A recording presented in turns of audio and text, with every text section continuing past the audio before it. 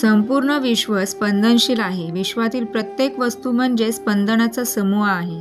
मनुष्य हा सुद्धा स्पंदनाचा समूह आहे.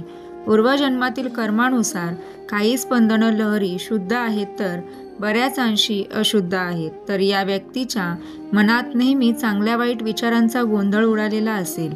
तो क्षणात भावुक बनेल तर क्षणात क्रोधी बनेल. म्हणून प्राचीन ऋषींनी मानवांना ईश्वर भक्ती म्हणजे नामस्मरण, स्तोत्रपठण, ग्रंथ वाचन, ध्यान, चिंतन व संत सहवास करण्याचा आग्रह केलेला आहे. या गोष्टींनी आपली स्पंदने शुद्ध होत असतात. आपल्यातील दोष निघून जाऊ लागतात व आपण शुद्ध पवित्र बनतो व प्रसन्नता, सद्गुण, सदविचार यांची प्राप्ती होते. श्री गुरु भक्ताची अशुद्ध स्पंदने म्हणजे पाप व दुःखे खेचून घेत असतात. म्हणून श्री गुरूंच्या सहवासाची आस धरावी. नामस्मरणामुळे परमशांती मिळते. निरंतर नामस्मरणामुळे कुळाची परंपरा शुद्ध होते. नामस्मरण करण्यासाठी विशिष्ट काळ वेळेचे बंधन नाही. नामाचे महात्म्य इतके अपूर्व आहे की नाम उच्चारणारा व ऐकणारा दोघेही उद्धरून जातात. भक्ताचे सर्व दोष हरण करून नाम त्याला दोषमुक्त करते. म्हणून जड जीवांना तारणारे नामस्मरणच आहे. एकाच नामस्मरणाची शेकडो हजारो आवर्तने झाल्यावर आपली स्पंदने त्या देवतेचा आकार घेऊ लागतात. श्रीरामांची भक्ती करणारा राम होतो. श्रीकृष्णांची भक्ती करणारा कृष्ण होतो. तसेच सद्गुरूंची भक्ती करणारा सद्गुरू रूप होतो. एखाद्या देवतेचे नाव किंवा मंत्र पुन्हा पुन्हा म्हणत राहणे म्हणजे नामस्मरण होय.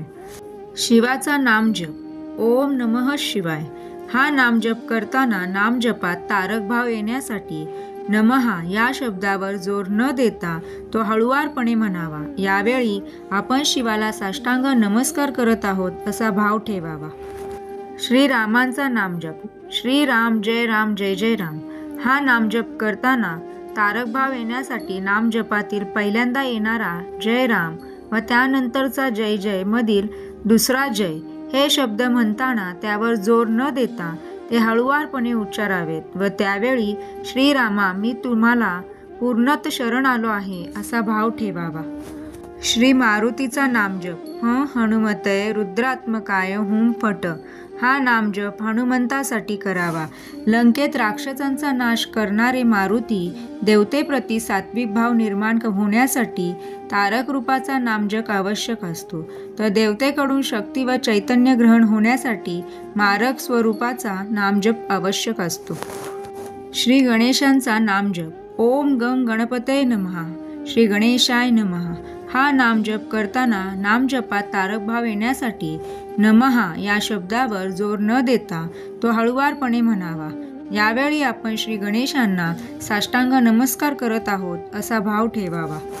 श्री दत्तगुरूंचा नामजप. श्री गुरुदेव दत्त या नामजपातील गुरुदेव हा शब्द म्हणताना संपूर्ण शरणागतीचा भाव ठेवावा आणि श्री गुरुदेव या शब्दानंतर थोडा वेळ थांबून दत्त हा शब्द म्हणावा. श्री कृष्णाचा नामजप. ओम नमो भगवते वासुदेवाय या नामजपातील नमो हा शब्द म्हणताना संपूर्ण शरणागतीचा भाव ठेवावा.